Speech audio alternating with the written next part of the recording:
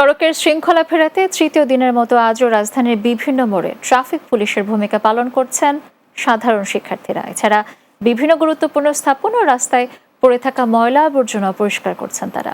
নতুন একটি দেশের রূপ দিতেই এ সকল কাজ করছেন বলে জানান সকলে।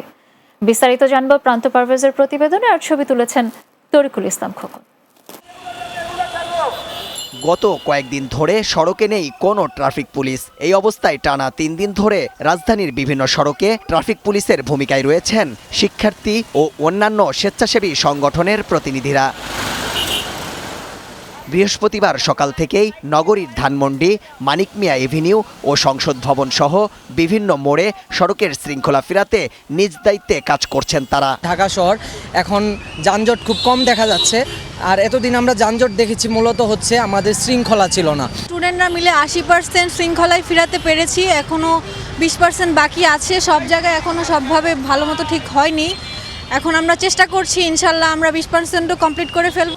এছাড়াও সড়ক ও গুরুত্বপূর্ণ স্থাপনাগুলোর সামনে পড়ে থাকা ময়লা আবর্জনা পরিষ্কার করছেন। আবার বিভিন্ন জায়গায় ময়লার ডাস্টবিন বসাচ্ছেন তারা। আমরা নিজেদের টাকায় যতটুকু সম্ভব ততটুকু দিয়ে আমরা ডাস্টবিন লাগাচ্ছি, কেউ ঝাড়ু কিনে রাস্তা ঝাড়ু দিচ্ছি এবং সব কিছু পরিষ্কার পরিচ্ছন্ন রাখার চেষ্টা করতেছি। দেশটা তো আমাদের, এই কারণে আমাদের নিজেদের উচিত আমাদের নিজের দেশকে পরিষ্কার পরিচ্ছন্ন রাখা এবং এই দেশের নিয়ম কানুন মেনে চলা। দেশটা আর করাপশন মুক্ত হবে, দেশটা আর দুর্নীতি মুক্ত হবে, সেটা আরো সুন্দরভাবে আমরা গড়ে তুলতে পারবো। গণতন্ত্রের মাধ্যমে আমরা যে সরকারটাকে চাই, সেই সরকার যাতে আমাদের সাথে কাজ করে। আমাদের সাধারণ শিক্ষার্থী ও স্বেচ্ছাসেবী সংগঠনের এমন ভূমিকায় সাধুবাদ জানিয়েছেন সাধারণ মানুষ।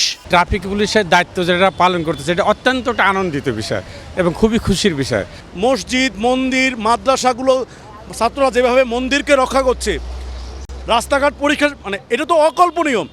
তরুণদের এই জাগরণই আগামীতে নতুন একটি দেশ গড়তে সহায়ক ভূমিকা পালন করবে, এমনটাই মনে করছেন সর্বস্তরের মানুষ। প্রান্ত পারভেজ, বাংলা টিভি, ঢাকা।